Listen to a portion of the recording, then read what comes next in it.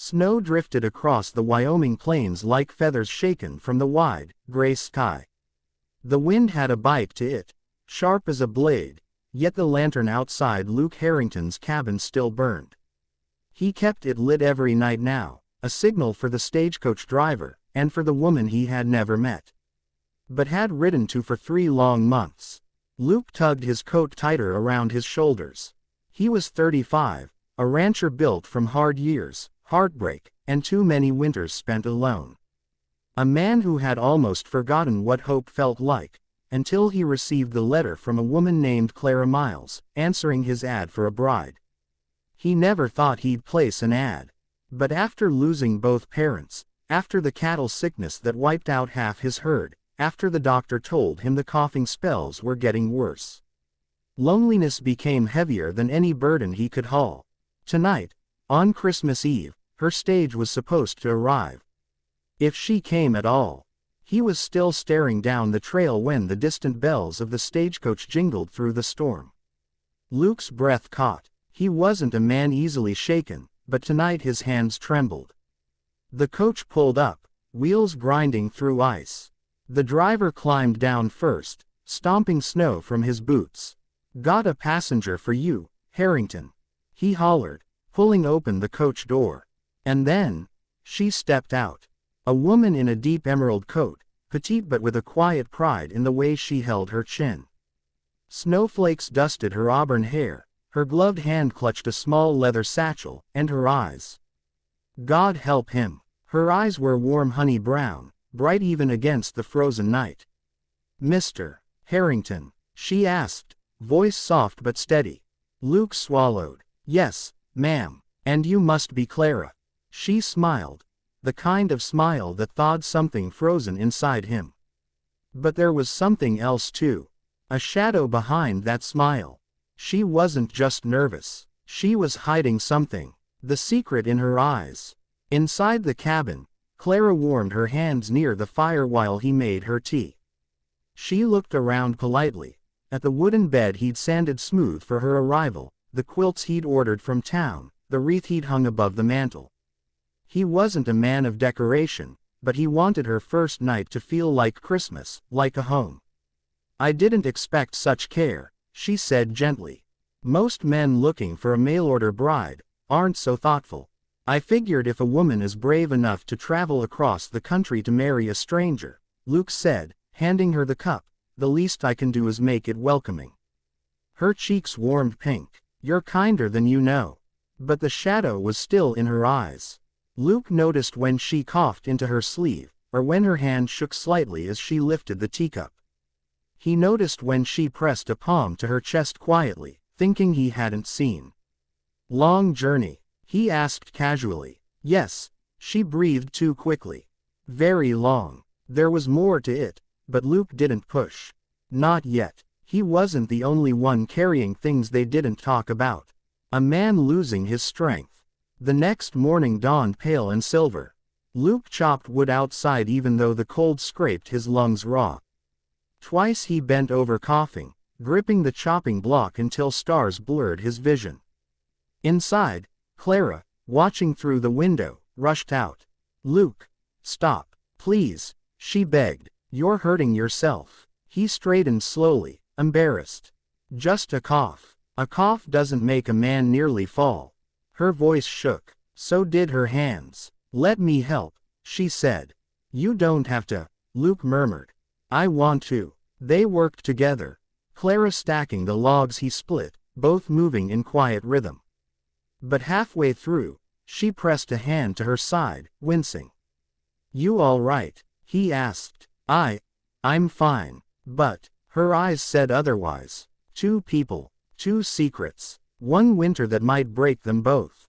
The night everything broke. It happened 4 nights after her arrival. Luke woke to the sound of Clara crying. She was sitting near the fire, shoulders trembling, breath tight. Her satchel was open beside her. Inside he saw medicine bottles. She turned as if she'd been caught stealing. "I didn't want you to know yet," she whispered. "But I can't hide it tonight." Luke sat beside her gently. "Tell me." Clara wiped her cheeks, breathing shallowly. Before I answered your ad, the doctors told me I have a heart condition. It's been growing worse. They said travel could be dangerous. They said I shouldn't make big plans. She swallowed hard. But I couldn't stay there. I couldn't just wait to die alone. I wanted a chance at life. Even if short, even if uncertain. And your letters made me feel like I wasn't already gone. Luke felt his chest tighten. Not from sickness this time, but from how her voice broke. Clara, why didn't you tell me earlier? Because, she whispered, men don't choose sick wives. Luke took her shaking hands, holding them firmly.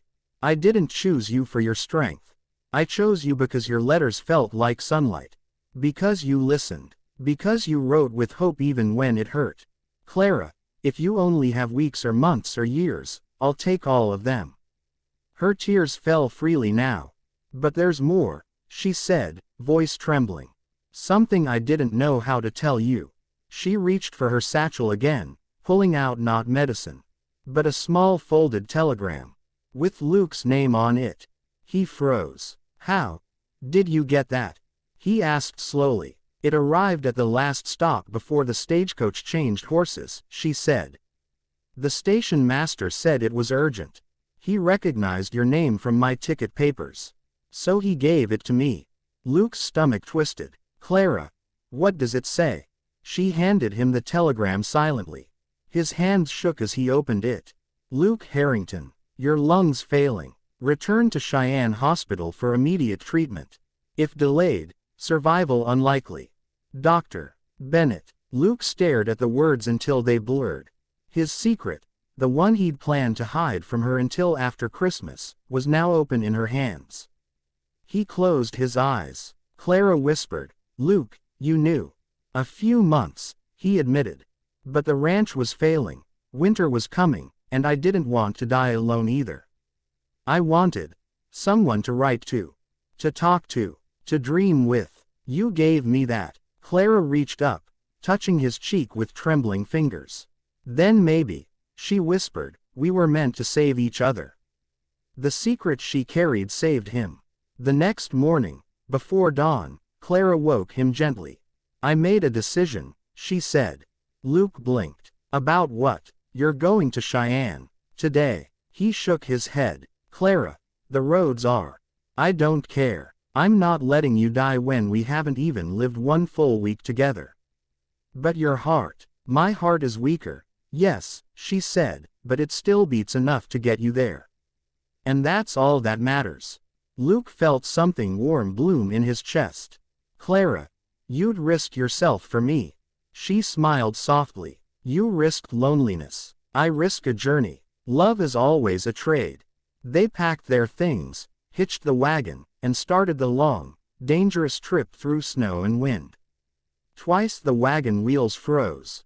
Once a branch cracked beneath the weight of ice, nearly hitting them. Clara grew pale, breath labored, clutching her side occasionally. Do we stop? Luke asked, terrified. No, she whispered. Keep going. When Luke's coughing became too harsh to continue, she took the reins herself, even though her hands shook violently. Hours passed, miles crawled, but Clara never gave up. By dusk they reached the Cheyenne Hospital, frostbitten and exhausted. The doctor rushed Luke inside immediately. Before they wheeled him away, he grabbed Clara's hand. You saved my life, he whispered. No, she smiled faintly, collapsing into a chair. We saved each other. The Christmas miracle. Luke spent 10 days in the hospital. Clara stayed in town, resting in a boarding house while doctors evaluated her condition too. Both received news that felt like divine mercy. Luke's infection, though severe, was treatable. And Clara's heart, though fragile, had not deteriorated as much as feared. When Luke was strong enough to get out of bed, he walked, limping but determined, to the boarding house. He knocked. Clara opened the door slowly. Her eyes widened. Luke. He held out a small velvet box.